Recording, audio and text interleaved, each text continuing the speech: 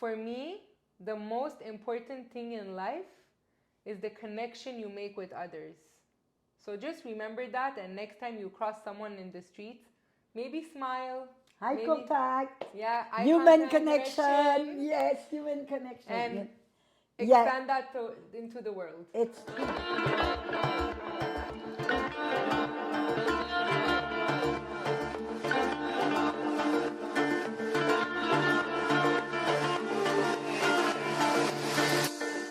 Hello, this is your host, Danny Ross.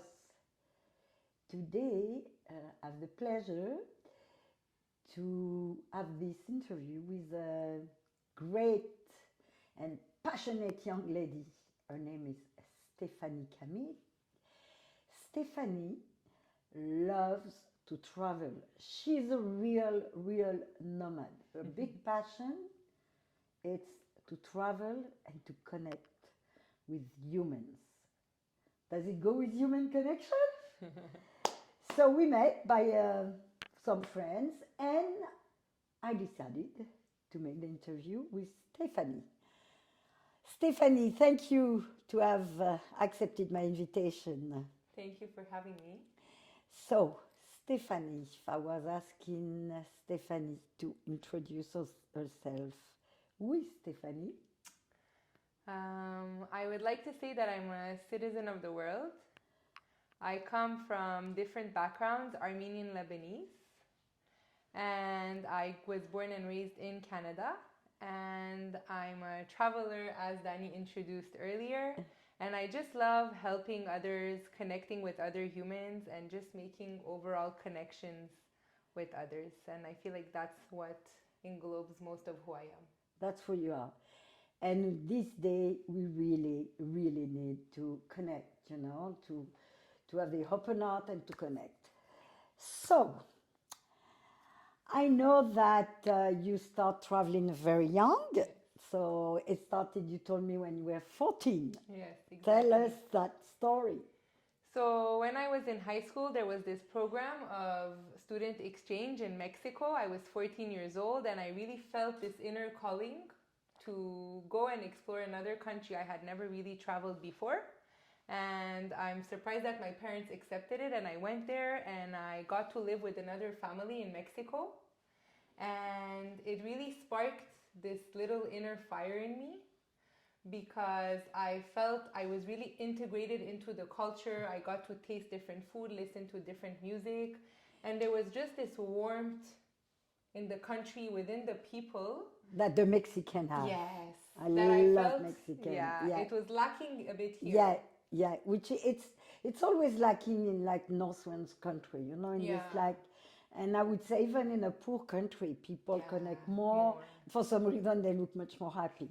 But that's not the subject. It's true. So you went from Mexico, then you came back, and then tell us about all your trips. Yeah, so I went to Mexico that year. The year after, there was another travel. I went to Italy, I went to France, so I did Europe a bit at first. And then when I got older, I did an internship to study in Brazil. And I kept traveling. I did au pair in Spain a little later on when I was in university. And I went to university. I have a background in psychology, sociology. And when I graduated, I went to work 1 year in Jamaica. Mm-hmm. Then I had another internship in India, back to Jamaica. So I really traveled. Oh my God. All around, yeah. I would say. So tell me, I know you were working in Jamaica, and then that you met your partner. Yes. And but tell me, in India, what were you doing? So in India, I was working for the UN. Okay. And it was very interesting because we were working on a project. It was in 2020, so we were working on a project to make the education without borders by 2030. So what means education without borders? So basically the goal was that education shouldn't be limited to a certain city or a country. So the example would be that if someone from outside of the United States, let's say someone in India wants to go to Harvard, okay, it would be possible for them to go without actually having to travel to the US through online platforms. Oh, that was the beginning of That all was the And beginning. that was before the COVID. Before COVID. My God, that was so en avance, Oui, you know? exact. And when they told me about it, I was like, that's not possible. It's too unrealistic to want to Yes. do that by 2030. And then when COVID happened, then all the education started becoming online. Of course. I was like, okay, it could be very possible because now the teachers can start recording the classes online and people can have a whole bachelor's degree Okay. by just assisting to the classes online. Okay. So that's the idea of the education without borders. So what were you doing exactly for that? You were recruiting the people from India, or how did So the project was to recruit people from kind of all over the world to come and present. So it was a conference of 3 days to come and present different ideas and different ways of how we can make the education without borders in the best ways. Because fantastic? also, you know, the importance of going to school is the connections you have with the students, Yes, the classes. yes. So there was a lot of topic also behind the social emotional learning to how to keep that human connection. That human connection again. Exactly. Yeah. Even if Yeah. it's virtual. Okay. So now that it's 4 years later, is it still working? I feel like we're getting more and more towards that direction, and Yes. the goal was to achieve that completely by 2030. And with the way things are going in life right now, I feel like it could be something that's very doable and possible. And now that you live here, do you follow? You don't follow? Yes, they're still the projects are still ongoing. It's still ongoing. Yes, You're still into that yes, project. exactly. Fantastic. Exactly. And then after all these three, something happened, and that kind of changed your life. Yes. You went through a huge depression. Yes. Would you like to talk about it? Yes, sure, I don't mind. So I lived abroad for a while before coming back to Canada. And when I came back here, at first it was okay, but 6 months in, I really felt a hit with the stress of life here in North America. I find I call it like a bit the rat race, like we're always running, compared to the other countries I was living in where it's like a more slow life. So it really hit me and I started having anxiety, panic attacks, and I never used to have these things before. So I didn't understand where it's coming from and I tried to deal with it on my own, but I couldn't. So my cousin, who had done a session in hypnotherapy about a specific issue, told me, why don't you go try? It might help you unlock something for you. Yes.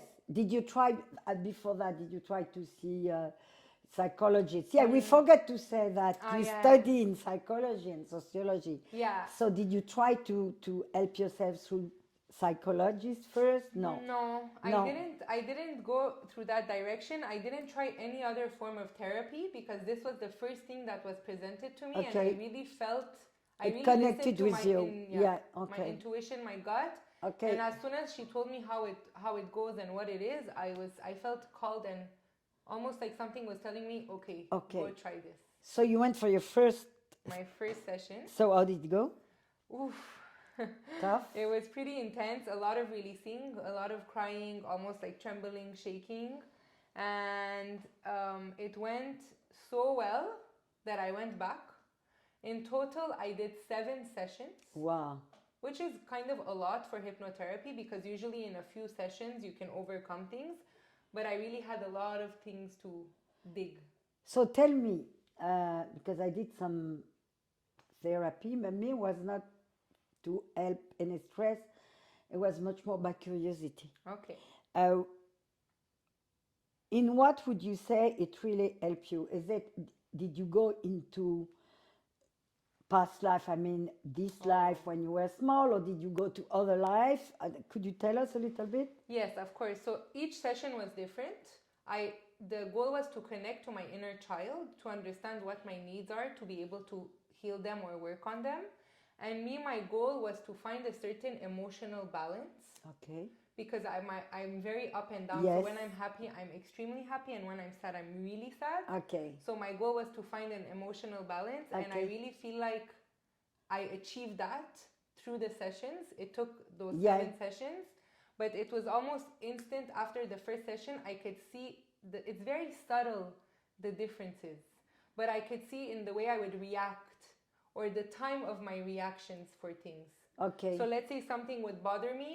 Usually I would let it bother me for 3, 4, 5 hours, and then after each session the time reduced.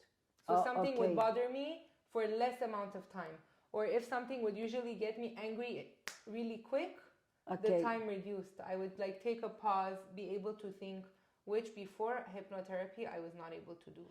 So without, I don't want to get personal story, but was it something chemical of your up and down, or was it in your hypnotherapy? Did you see something of your childhood who really hurt you? I didn't see one specific thing, but there's one session that I did that really marked me, and it's this pathway you take down the road of your life. So how it starts is that because I'm 31 years old, so the first door's number is 31, and you're in this pathway, couloir, and you're standing in the front, and she tells you, now you see all the doors starting at 31 going all the way down to 0. And I invite you to go open the doors that you feel called to. Okay. So that one session was very interesting for me because of the doors I chose to open and what I would see behind the doors. So you open the door and you see yourself at that age going through something. So I opened the doors when I was 27, 19, 17, 13, 7, 5, and 3. And you remember? Yes, 7 doors. And they were so marking, and I had to go back and nurture myself. Oh, yeah. Like, just to give an example for when I was 1 Yeah, years give us old. an example, because people like to be more concrete. Yeah. So just an example, when I opened the door of when I was 1 years old, I was in a bed crying, and I felt like no one was coming to help me, and the room was dark and it was cold and I was feeling lonely, and I had to nurture myself. So I transformed the room. I added lights, I added paint, I added color, and then I went and I held my child. You held your baby. The baby. Yeah. I held it and I gave it love and I rocked it and I put it back to sleep, and the baby in the beginning was crying, unhappy, and at the end was super calm and sleeping. Okay. So I did that for all the doors that I opened. Yeah.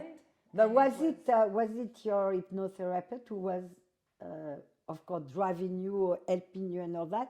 Was she telling you what to do? No. So you always go, it's very much with how you're feeling. Okay. So I'll explain a bit more, but you have to really disconnect from the conscious mind, and you really have to go in the subconscious and connect to how you're feeling. Okay. So she'll tell me, for example, tell me what you see behind the door. So I describe her, and she'll tell me, for example, what can you do to make it better? That's all she'll tell me. What can you do to make it better? So it's up it's to really you in how you're feeling. Yeah. Oh, that's good. So it made you feel so good that you decide to. Yeah. Now you. I'm a hypnotherapist myself. You're hypnotherapist yourself. So you work.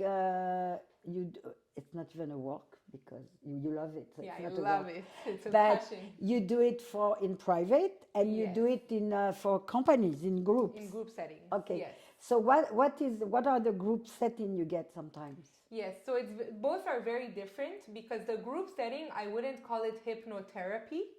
I call it hypnotic meditation. Oh, okay. So what do you do then? So when it's in groups, because I can't go specific with the point, l'objectif, there's no objective to achieve because it's in a group setting, I still use the same techniques that I would use to bring someone in a trance, but with the group. In a meditation. In a meditation form.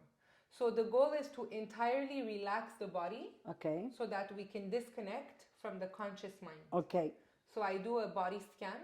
A body scan is basically starting to relax each part of the body. And once it can last up to 10 minutes. And once I feel like there's this calmness installed in the room, sometimes it takes time. Yeah. Because people are at different levels of energy. Of course. So you have to bring everyone at the same level of energy. And once I feel like they're there, I bring them on the journey. So I call it a walk in nature. Okay. It's like a walk in nature. It's a walking. So are they sit down or they No. lay down? Usually it's so far I've always done it laying down. So it's on a yoga mat. I encourage them to bring a little pillow or a blanket if they wish, but sometimes they're just laying on the yoga mat. Do you have music or just your voice? No, it's just my voice. I've Okay. done it a few times with live sound healing. Yes, yeah. But the reason why they say some schools say that they don't encourage using music in hypnotherapy because people have different Of course. associations to Yes, sound. yeah. So it can bring you somewhere, it can bring the person somewhere that you don't want to take them. Yeah, and sometimes because I've been doing a lot of healing sound and all that, sometimes I love it, but sometimes I don't like it that much, you know. So it's very personal. And so when you do it in private, you have your private customer, and then you start like through meditation, and you bring them to the doors and all that. Exactly. It's a state of trance. Okay, it's a state of trance, and it usually what lasts an hour. It's usually an hour, the full session. Okay. Yeah. The trance can last between 30 to 45 minutes. Yeah. Depending on the client. So that's your new career, your new passion. Yes. And you have something else you do. Tell me. Yes, I do a few different other things. And the other thing that I started doing is the goal setting workshop. Goal setting workshops. Goal setting workshop. What is that? So I learned a few years ago, about 6 years ago, about goal setting workshops, and I didn't used to do this before. And ever since I learned it, it really changed the way I set goals or when I want to achieve something in my life. So basically what I learned is that a lot of people set goals and like let's say in the beginning of the year. I will exercise, I will lose weight, I'll go to the gym, I'll walk in the country, And afterwards, they don't really achieve the goals. It's because there's a very important component that is the habits. Okay. So in order to achieve a goal, you need to have habits that are associated to it. So I kind of guide the people or the clients that choose to come into how to do the goal setting by really connecting to the intuition. Because sometimes, again, it comes again with a bit the subconscious mind. Yeah. We're too much in the conscious mind. Yeah, we said, our head said we have to do this, but after... But what does your heart want, or what do you feel like you want? It's like listening more to your heart. Yes. You do some tarot too sometimes. Yes, I also do some tarot card reading. I did some tarot card with her, she's very good. And so what else? Is there other things you do? I recently started, I haven't really announced it yet, but I recently started doing some couple workshops because I realized through my sessions, especially to my clientele from hypnotherapy, sometimes there's a lot of lack of connection in between couples. Yeah. Although they've been together for 5, 10, 15 years, there's always this lack of connection. Yes. And I participated to some workshops that are based on Tantra. And I did some very interesting exercises that have nothing to do with sexuality because sometimes people associate that's why I thought Tantra is sensuality. No, it's not. It's not necessarily that. So it can be a basic exercise such as eye gazing. Yes. So looking at the person's eyes, eye to eye, non-stop for 10 to 15 minutes. And it can sound basic when I'm saying it, but to actually try and do it. Yeah. I try to do it with some couples, it's and not they easy, find it so hard. Yeah, no, because I did a retreat. I don't know what it was, but we had like to watch in your eyes. It's true. You found it difficult. Yeah. No, I managed, but it's like asks you a lot of concentration. Yeah. So great. So. If let's say I was, where do you picture yourself within 5 years? Why? Because you're so young, 31. So that's why I can ask you your dreams. You know, your dreams, and why or where do you see yourself in like 5 years? Yeah. So when I was in Jamaica, I had this revelation. I was on a land at some point. It was 10 acres of land by the beach on a cliff. So it was the cliff, so you were not very close to the water, but you could see the water, the sunrise, the sunset, and whatnot.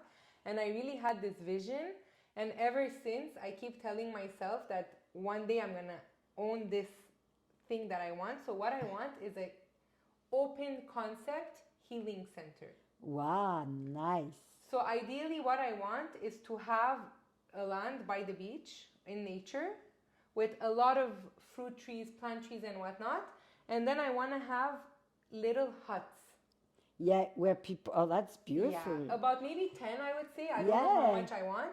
But I want people to be able to come and heal through different forms of creativity. Exactly, yeah. So I would like, for example, one hut to be for art, any form of art, painting and whatnot. Maybe one that where you can do pottery, sculptures, and all of that. Another one where you can create music, sounds, have a little studio. One for yoga, of course. One for yoga, meditation. one for meditation, one for therapy, one for massages. Wow. So all forms of holistic healings, but on one land, on one space. So open it fast before. Yes. I just have to I want find to the go. land. You have to find the land and the money. Yeah, and my angel investor. And your angel investor. That's great. So you're going to have my last question that I ask to all my invitees. Yes. What is a message you would like to leave to people who are listening to us and watching us? So one thing that I always say and that I really encourage people to do more of, it comes back to the idea of connections. And it's, for me, the most important thing in life is the connection you make with others. So just remember that, and next time you cross someone in the street, maybe smile. Eye contact. Yeah, human connection. Yes, human connection. And expand that into the world. It's true, because you see me, I'm much older than you, and I've been going at many lives. And since I've, this project of human connection, I love it because I'm meeting so many people from all over the world, from different careers, it makes me, honestly, it fills my heart. It feels so good. I think we have to really be more like connected together. So talking about human connection by Dani Ross, don't forget to subscribe and share with your friend, because thanks to you, I can keep doing what I love, the human connection. Thank you.